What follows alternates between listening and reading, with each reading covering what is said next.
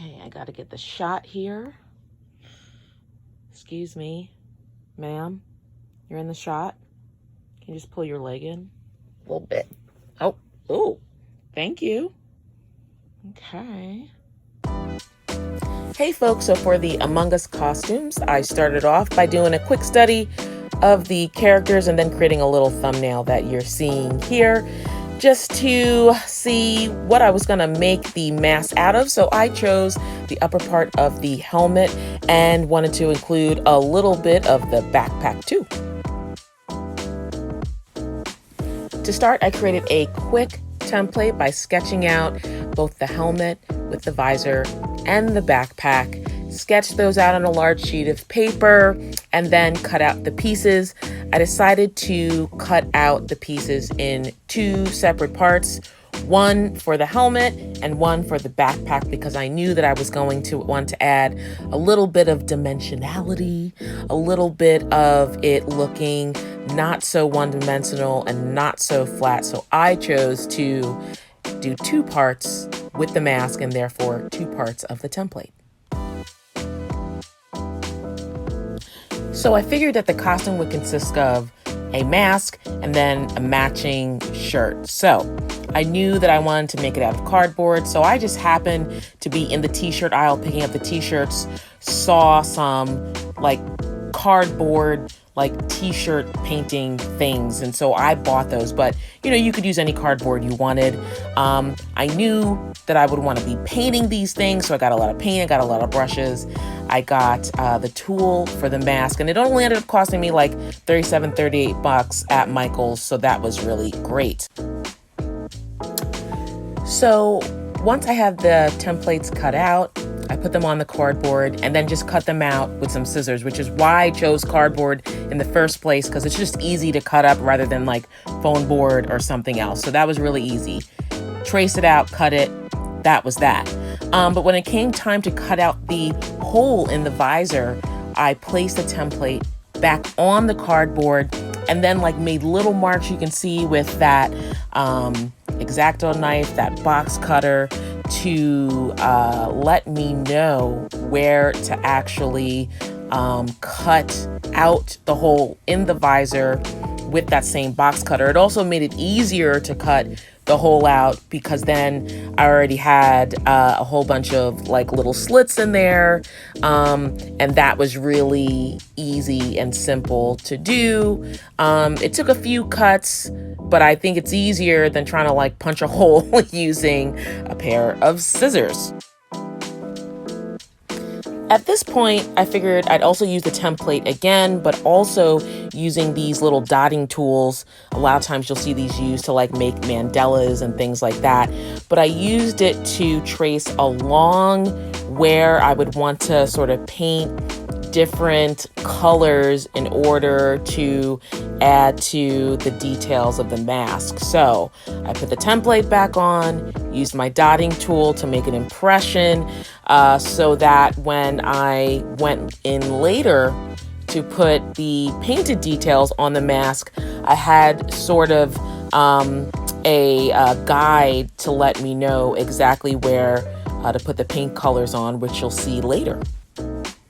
I also followed the same steps with some of the accessories that were going to go on the mask, but this time I just printed out the accessories and used that for my template. After I had everything cut out, I primed all the pieces using just some white acrylic paint, and I find that that makes the color really pop, because if you're using cardboard and it's brown, the white will sort of just neutralize that and give you a nice base when you put the color on. So once I had all my pieces primed, it was time to put on the base layer of paint. So I did that with all of my pieces first. Now I found that with the cardboard and acrylic paint I was using, it took about 2 coats of paint to put on the cardboard. So that's what I had to go through. Because it's paper though, you want to really make sure that you're being mindful of exactly how much paint you're putting on the cardboard, because I mean, it can get kind of wet, but that's okay if you let it just dry. So once all the pieces were dry, which is really important, let your pieces dry, it was time for me to start adding some of the details. So I referenced the graphic again, I referenced the image, and I started laying down the details, starting with the sort of shadows, the drop shadow that you saw on the graphic. So I put all the shadow down on all the pieces first, and then went back in and started to add some of the other detail around the visor. Now you'll see that there's some white lines. This was really important because although I had my little guided impression lines that I made earlier with the dotting tools, I found that once the paint was on, it kind of helped me to see them a little better. So I went back in with like a white colored pencil, kind of sketched the lines, and you can see a little bit in the corner that the impression is still there. And then that's what helped me to fill in some more of those details. So once I had all the drop shadows done, I went in and started to work on some of the outline that you see in the character. I chose to use Podge pen to help me with guiding lines, which are paint pens and that I've absolutely fallen in love with this year. And then went ahead with my brush and then filled in where my guiding lines were. I found that using the paint markers was really helpful for getting crisp lines.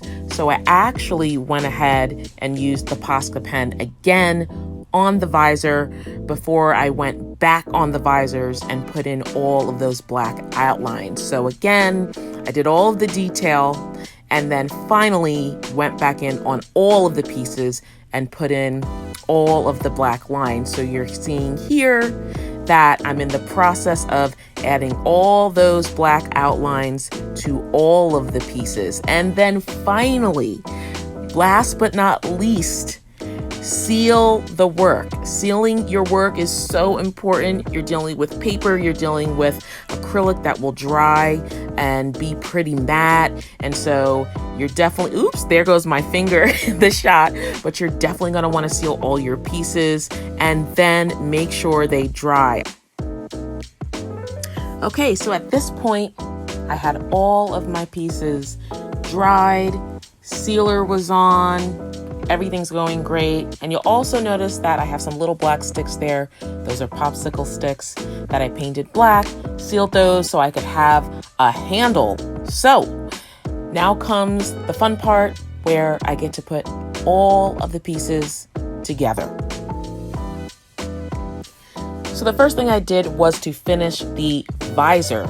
Now, I knew I was going to use Tulle because it's white and that part of the visor is white in the image, but obviously I need people to be able to see through this thing. So I wanted to use the Tulle, but then I noticed it was a little thin. So I stacked like 4 of the Tulle pieces together, put some hot glue around the opening, glued it down, trimmed it, and that's what you have there. And to finish it all off, I stuck all of the pieces together with hot glue. But before I did that, I cut some little strips of cardboard to sandwich in between each piece just to add some dimension so that everything wouldn't be flat up against each other. And voila! They all came together, just looked so, so great. I was actually surprised myself at how well they looked in terms of how close they looked to the image. I think they really have that sort of graphic design, pop art style, and they ended up just being really sturdy as well. So I had them go through the ultimate approval with my children, who ended up really loving them. So I hope that if you try this, it works out for you too.